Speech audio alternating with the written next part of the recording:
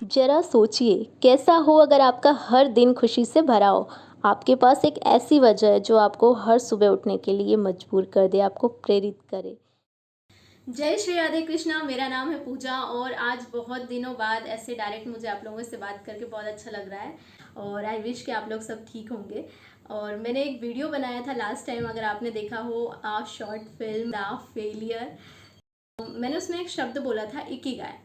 सच में ये शब्द आपकी दुनिया बदलने वाला है। ध्यान से इस वीडियो को एंड तक जरूर देखना। तो बिना टाइम वेस्ट किए शुरू करते हैं। इकिगाई एक जापानी शब्द है। इसका इकी का मतलब होता है जीवन और गाय का मतलब होता है मूल्य, वजह या फिर कारण। हिंदी में इसका अगर हम मतलब समझते हैं तो इसका मतलब होता है जीवन का उद्देश्य या जीवन जीने का कारण।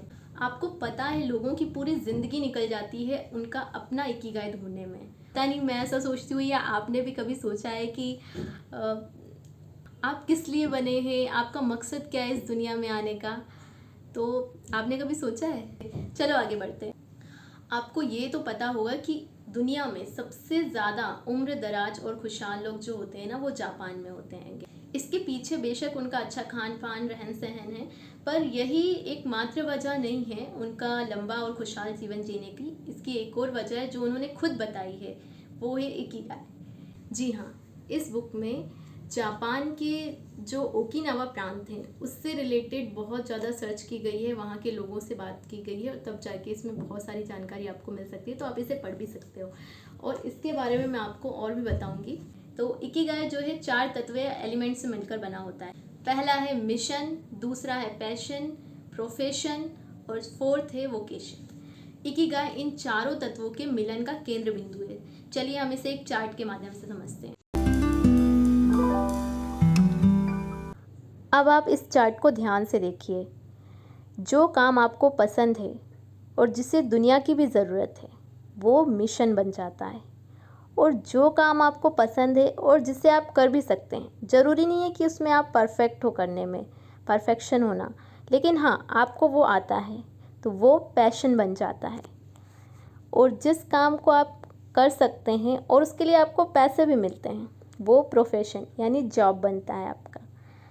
और जिस काम के आपको पैसे मिल रहे हैं और दुनिया को भी उसकी ज़रूरत है, वो वोकेशन यानी आपका व्यवसाय होता है। और इन सब से मिलकर बनता है यानी मिशन, पैशन, प्रोफेशन और वोकेशन।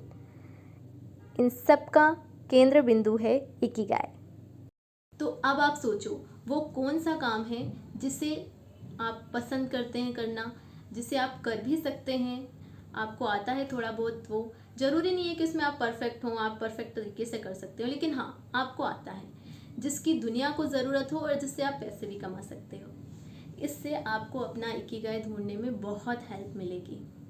इकिगाई एक से ज़्यादा भी हो सकते हैं, लेकिन अगर आपको लगता है कि हाँ आपको इकिगाई समझ में आ रहा है ना, ज़रूरी नहीं है वो पूरी तरह से फिट हो रहा है, लेकिन ठीक है आपको लग रहा है कि हाँ शायद ये चीज़ है, ये फिट हो रही है मेरे इस पैमाने पर, तो आप एक बार उसे ट्राई करो।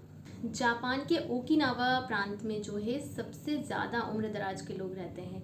तो जो रिसर्च की गई है उसमें ये पाया गया है कि वो 10 ऐसे नियम है जिसको वो अपनाते हैं। तो वो कौन कौन से हैं जो इस बुक में बताए गए हैं, आइए जानते हैं। पहला, सदा कार्यरत रहें और कभी भी सेवानिवृत्त यानी रिटायर्ड ना हो। दूसरा, जल्दी न मचाएं। सदा भागदौड़ और जल्दबाजी वाला जीवन लंबी आयु के लिए घातक है।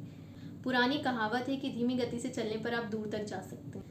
तीसरा, पेट भरकर ना खाएं। जी हाँ, हारा हाचिबू, इसका मतलब होता है जापान में कि आपका पेट 80% तक ही भरा होना चाहिए, आपको 20% तक अपना पेट खाली रखना है।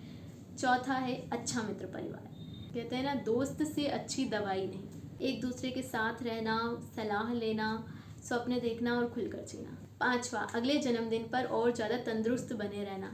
कहते हैं ना, बहता हुआ पानी ही जो है हमेशा साफ होता है और अच्छा होता है। छठवा, हंसी खुशी के साथ रहना, सबके साथ रहना। जैसे मैंने बताया आपको, वहाँ पे सब लोग जो है एक कम्युनिटी की तरह काम करते हैं, हर एक दूसरे की हेल्प करते हैं। सातवां, कुदरत के साथ जुड़े रहना।